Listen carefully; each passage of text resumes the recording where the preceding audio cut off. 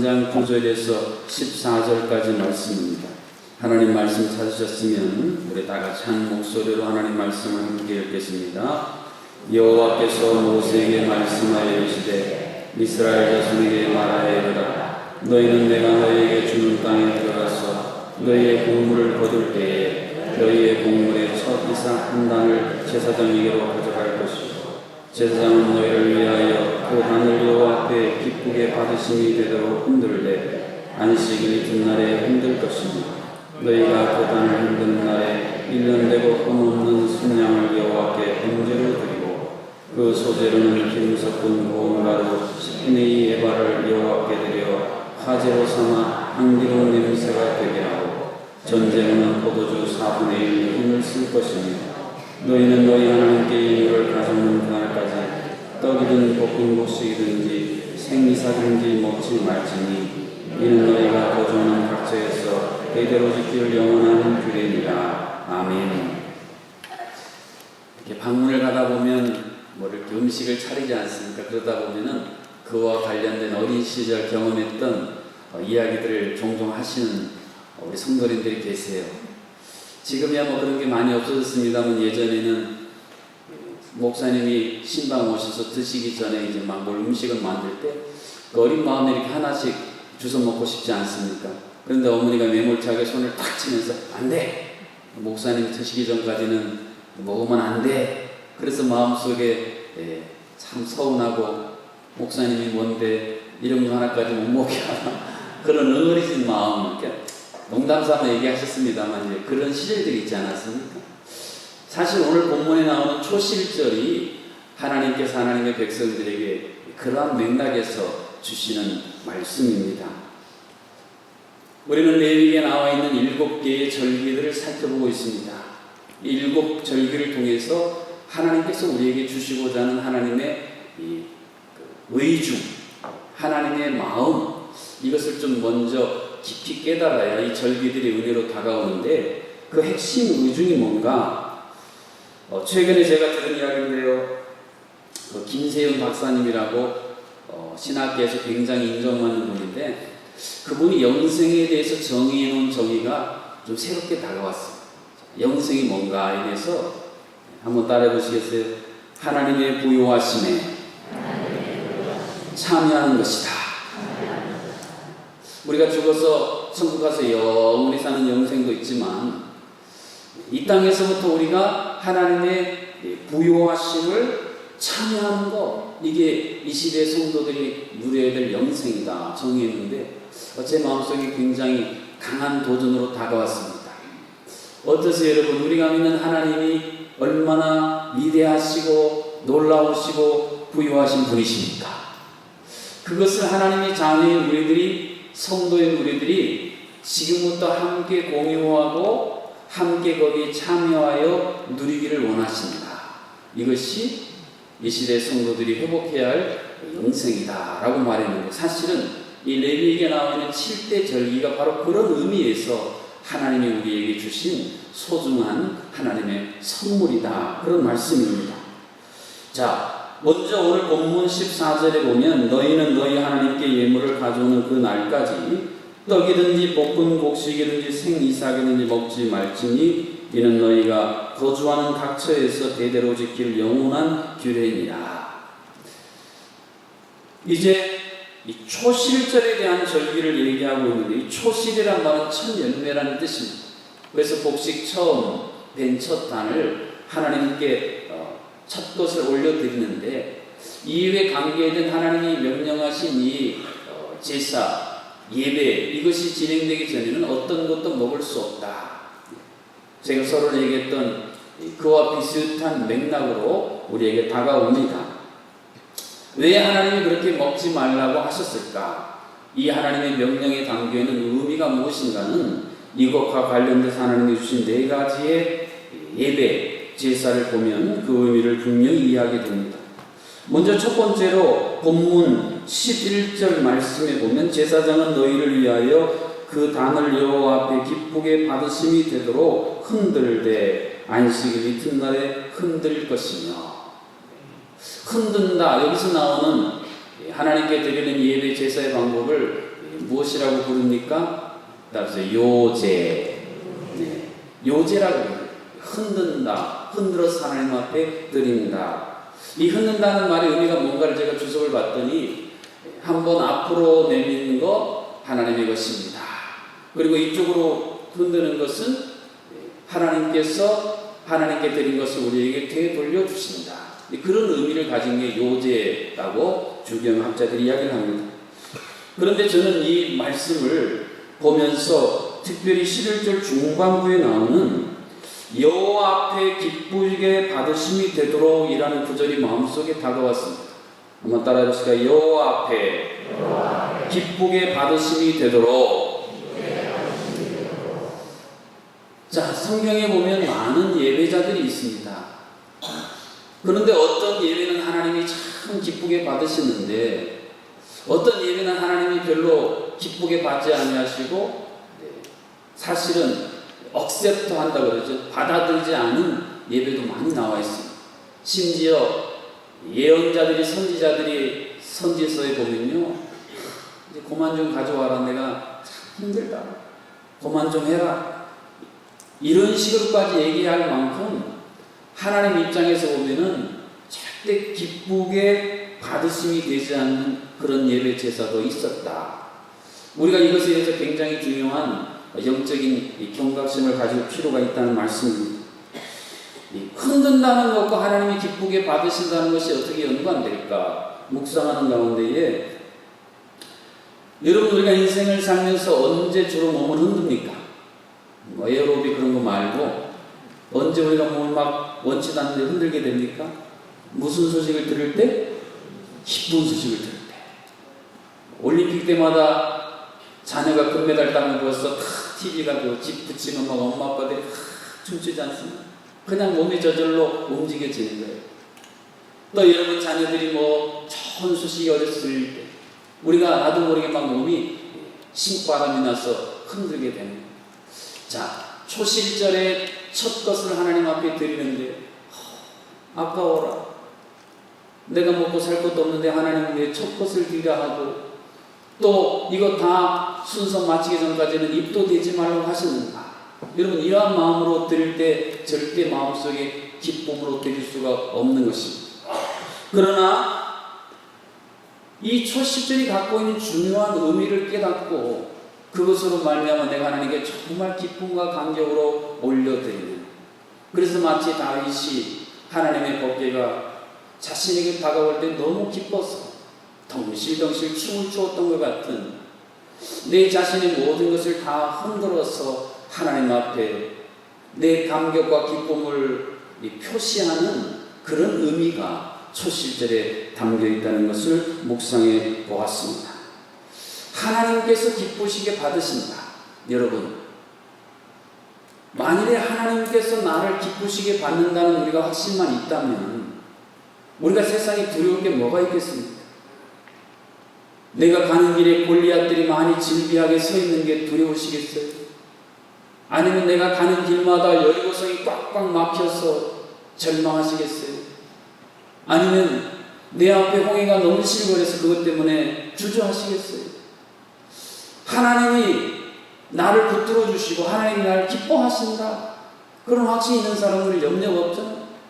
내가 가진 거 물매 같은 거라도 하나님이 그거 골리앗 때려 눕히실 것이고, 주여 아버지 외치면 여리고성 다 무너질 것이고, 믿음의 손 기도의 손 들면 홍해 갈라질 텐데 무엇이 두렵겠습니까?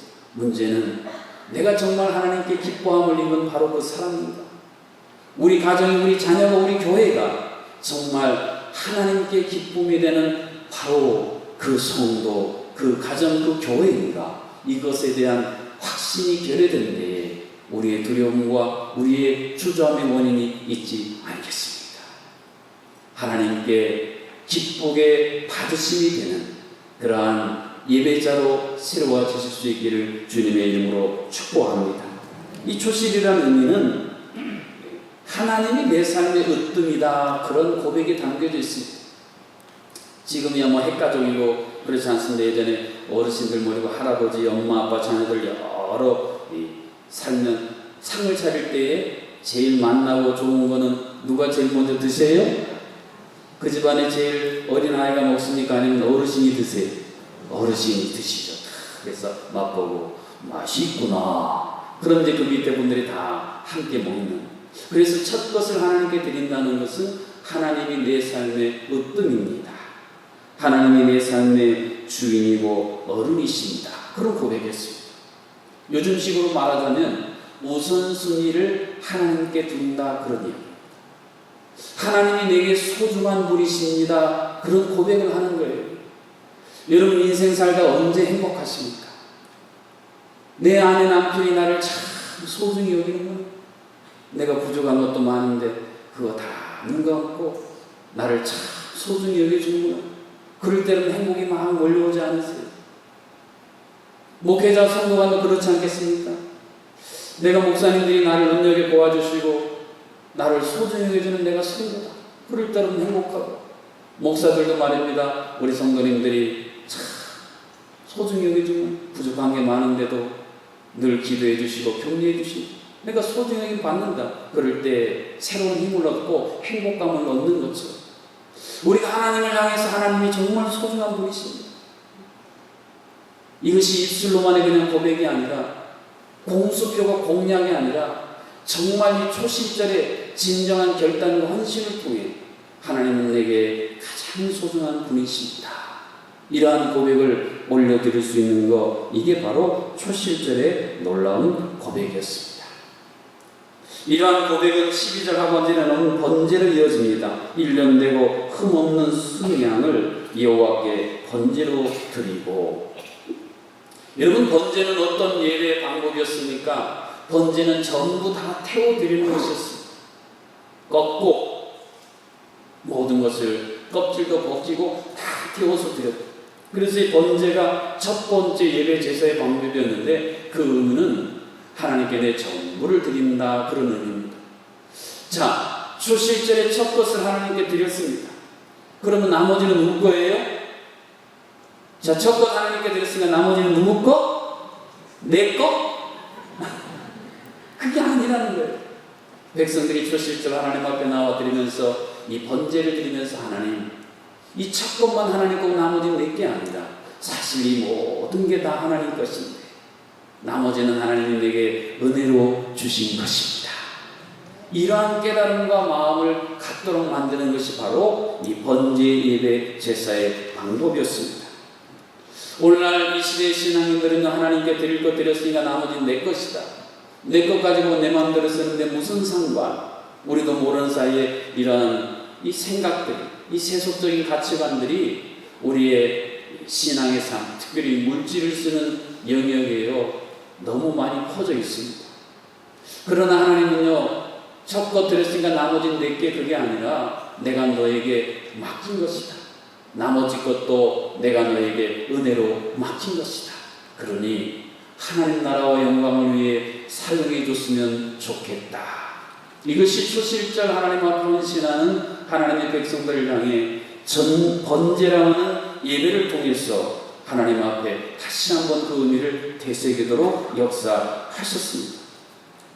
이어지는 13절 상반절에서는 소제라는 또 다른 형태의 헌신을 허락하십니다.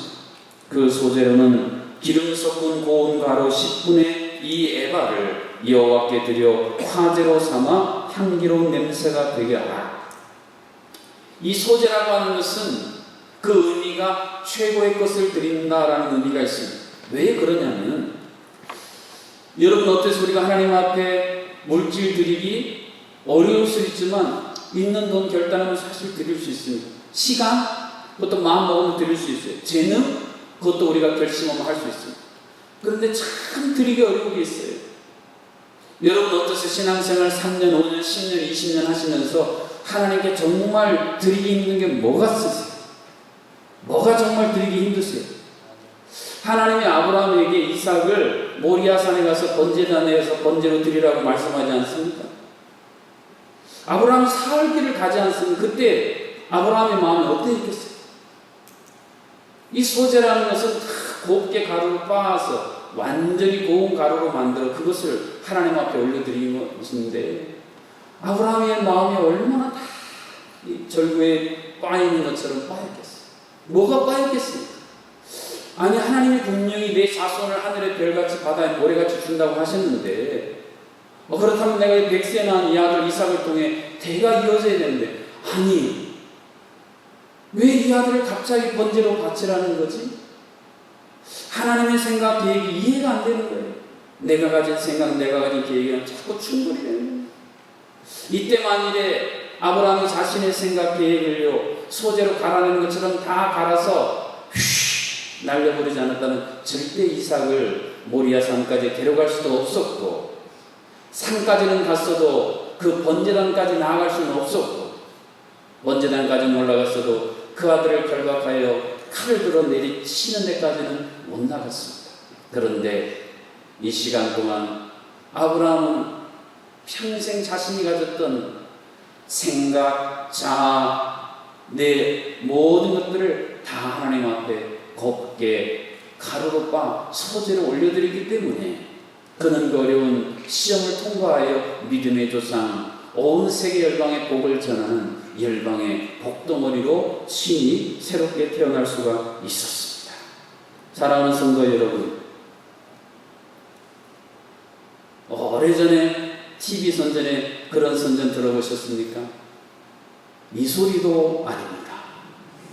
저 소리도 아닙니다. 용각사는 소리가 나지 않습니다. 이 소재의 의미가 그거예요. 우리가 인생을 살면서 자꾸 내 소리를 말하고 싶어해요. 내 생각을 관철하고 싶어합니다. 그러나 소재는요, 내 생각, 내 고집, 내 거를 쫙 갈아서 하나님의 생각, 하나님의 뜻, 하나님의 영광이 나타나도록 하는 것, 이게 바로 소재고, 초실절 이 첫 것을 하나님께 드리면서 내가 하나님 앞에 드릴 수 있는 최상의 것은 결국 나를 갈아드리는, 내 물질, 시간, 재능보다 더 갈아서 드리기 힘든 내 성품, 인격, 내 자아, 이 모든 것들이 다 곱게 갈려졌어. 하나님 앞에 드리기를 하나님이 원하시고 기뻐하십니다. 이것을 하나님이 말씀해주고 싶으셨습니다. 마지막으로 13절 하반절에 보면 전제로는 포도주 4분의 1 흰을 쓸 것이며, 전제는 이렇게 부어드리는 방법을 말했습니다. 사도 바울이 마지막 순간에 그런 고백을 하지 않습니까? 전제와 같이 내가 벌써 부어졌다.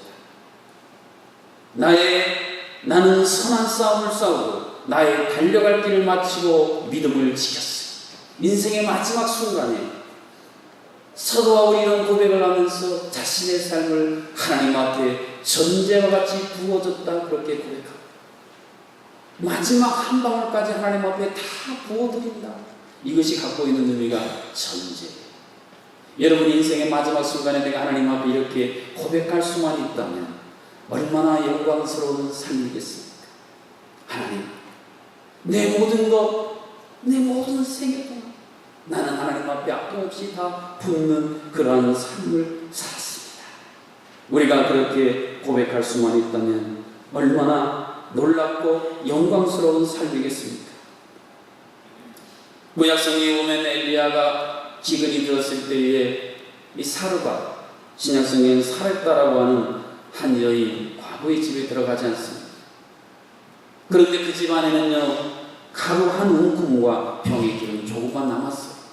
엄마와 자녀가 이제 그거 만들어서 떡 먹고 이제는 그만 죽자 그러고 있는 그 순간에 하나님의 사람 엘리야가 거기 가서 그거로 먼저 나를 좀 먹이시오. 그랬을 때 말입니다.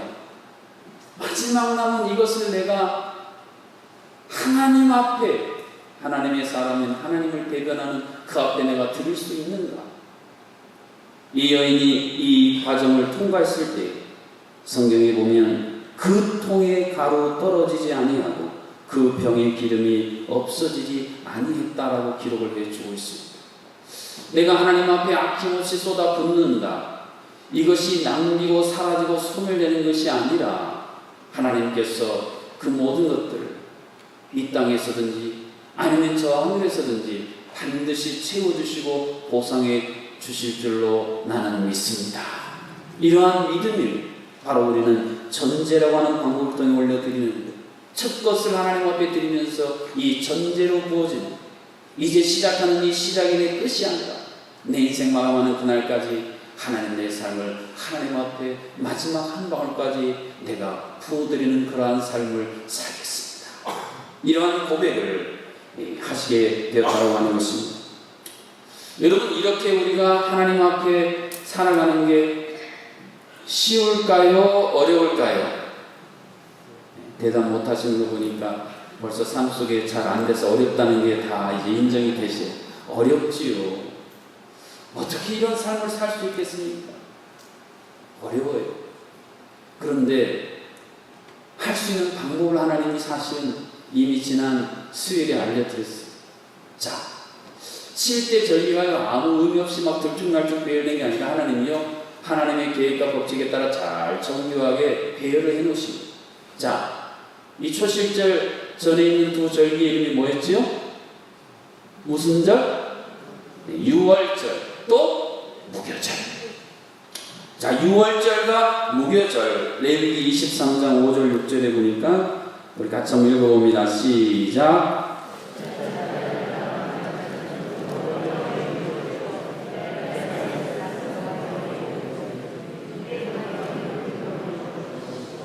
자, 어떻게 초실절을 우리가 온전하게 하나님 앞에 기쁨으로 드릴 수 있는가?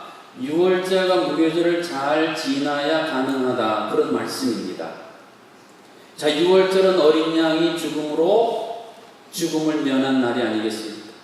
유월절 어린 양 대신 예수님이 십자가에 죽으심으로 내가 살게 되었다. 이것이 유월절이 갖고 있는 중요한 의미입니다. 유월절이라는 이 절기가 우리에게 질문을 던집니다. 내 안에 그 예수님의 십자가가 있느냐? 너는 이 예수님의 십자가를 통과한 신앙이냐? 이것을 묻고 계세요. 만일 우리가 유월절을 통과한 어린 양 대신 예수 그리스도가 내 대신 십자가에 달려 돌아가셔서 내가 살았다는 이 신앙을 우리가 고백할 수 있다면 초실절에 담겨있는 거 할 수 있을까요? 없을까요? 있지요. 예수님의 십자가 나를 위해서 생명 모든 것 다 내어주셨는데 우리가 못할 게 없어요. 우리 믿음의 선배들이 그 순교자의 그 어마어마한 순교의 현장에서 아무 주저함 없이 목숨까지도 바칠 수 있었던 이유가 뭡니까? 십자가의 사랑. 십자가의 사랑. 그 사랑을 그들은 알았습니다. 지식으로 아는 게 아니라 온몸으로 알았어요. 예수님의 제자들이 거의 다 순교하지 않았습니까? 예수님이 잡히실 때 무서워서 다 도망갔던 제자들이 어떻게 목숨도 아낌없이 순교자가 될 수 있어요? 진정한 예수님의 사랑이 지식이 아니라 마음으로 온몸으로 느껴졌을 때 그때 그게 가능했습니다. 그래서 6월절을 우리가 지나게 되면 6월절의 그 의미를 정말 깨닫게 되면 우리는 훨씬 쉽게 초실절을 온전하게 지킬 수 있다, 그런 말씀입니다. 그럼 무교절은 뭡니까? 무교절은 누룩 없는 떡을 먹는 게 아니겠습니까? 이 누룩은 죄악을 상징한다 했습니다. 우리가 이전에 예수 그리스도를 몰랐을 때는, 십자가가 없었을 때는 세상과 무분별하게 막 먹고 마시고 취해 살았는데 이제는 그런 것들을 좀 밀어내라는 것입니다. 이제는 우리가 그 전에 즐겨 먹었던 양식을 좀 바꾸라는 겁니다. 주식을 좀 바꾸라는 것입니다. 무엇으로요? 누룩 없는 떡인 순전하신 예수 그리스도. 이스라엘 백성들이 광야를 가면서 하늘에 내리시는 만나를 날마다 먹었듯이 이제 우리는 우리의 진정한 생명의 떡이신 예수 그리스도를 날마다 그분과 동행하는 삶. 그래서요, 6월절이 예수님이 우리를 위해 죽으신 날이라는 무교절은 내가 이제 주님을 위해 죽는 날이다.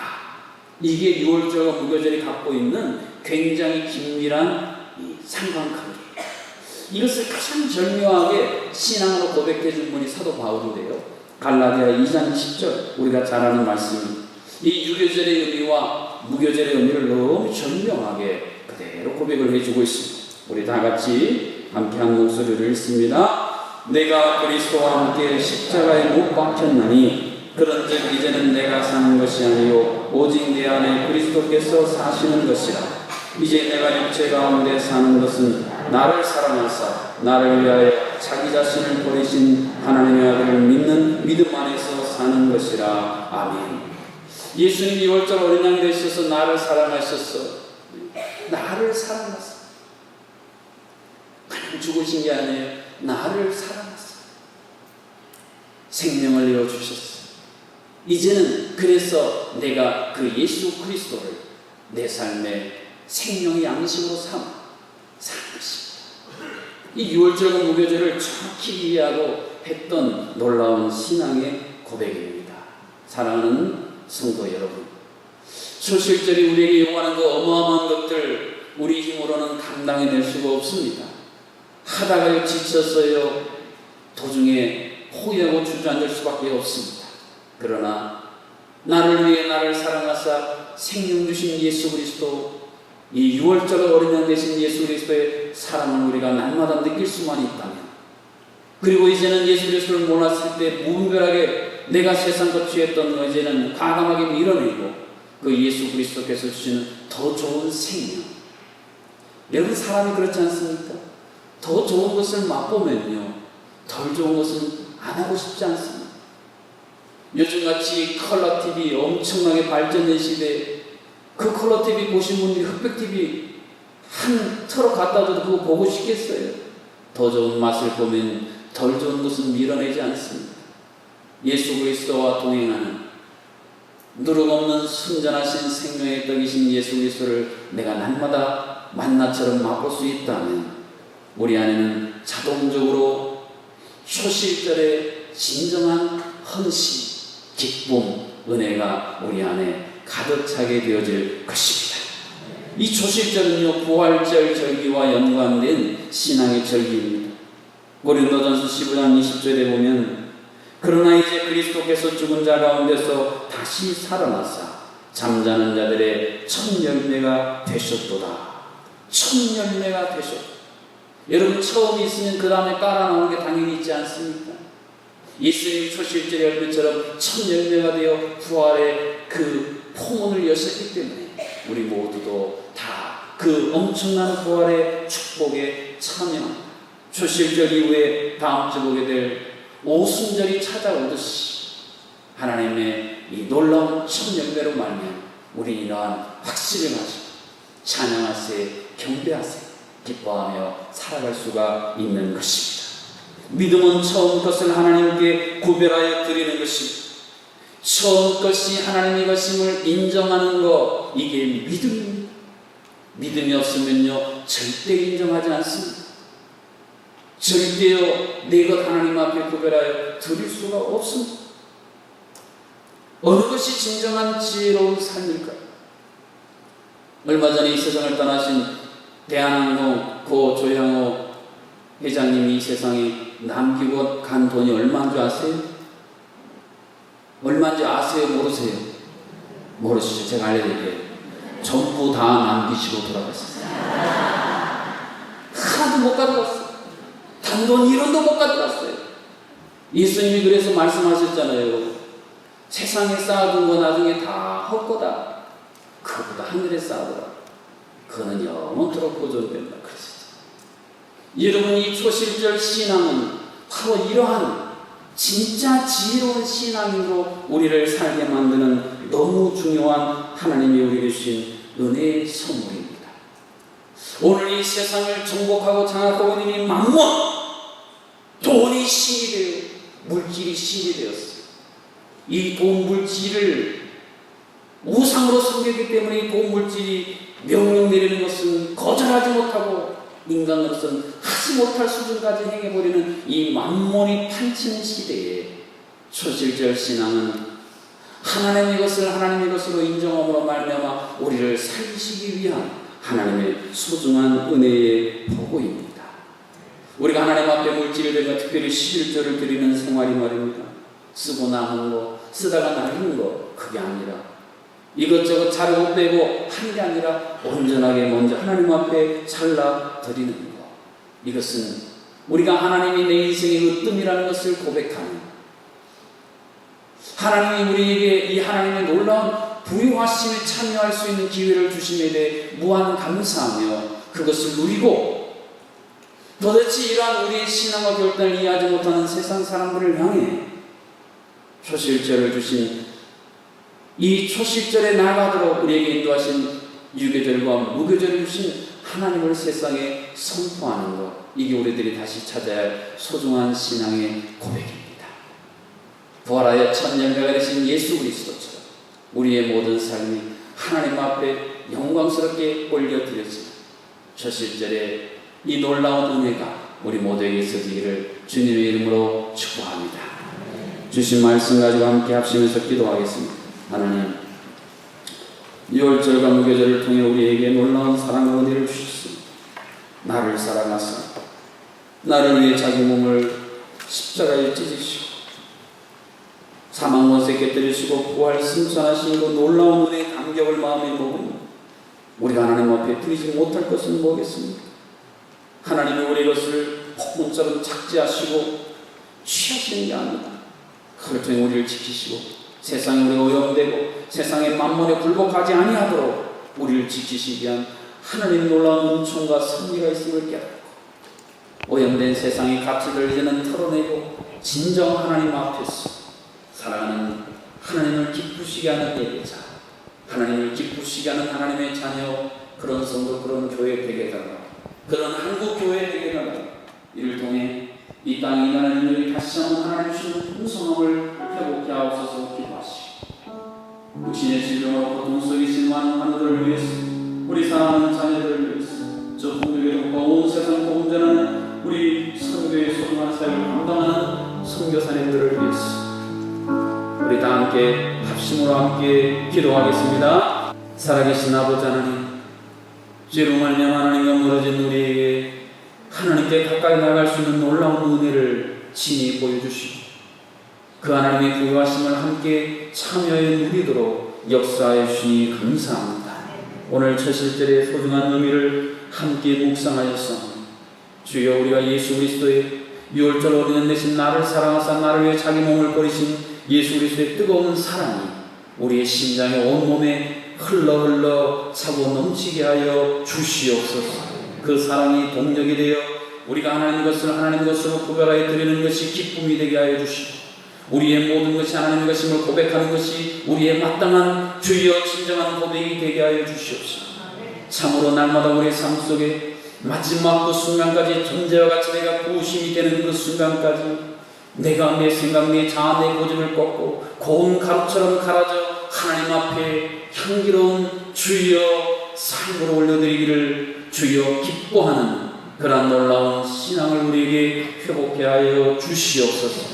날마다 예수 그리스도 순전하신 생명의 떡이신 예수 그리스도와 교제하며 동행함으로 말미암아 이런 것들이 억지로 되는, 내가 몸부림쳐서 되는 일들이 아니라 뭘로 그러듯 자연스러운 우리의 삶의 라이프 스타일이 되도록 성령님 도와 주시옵소서.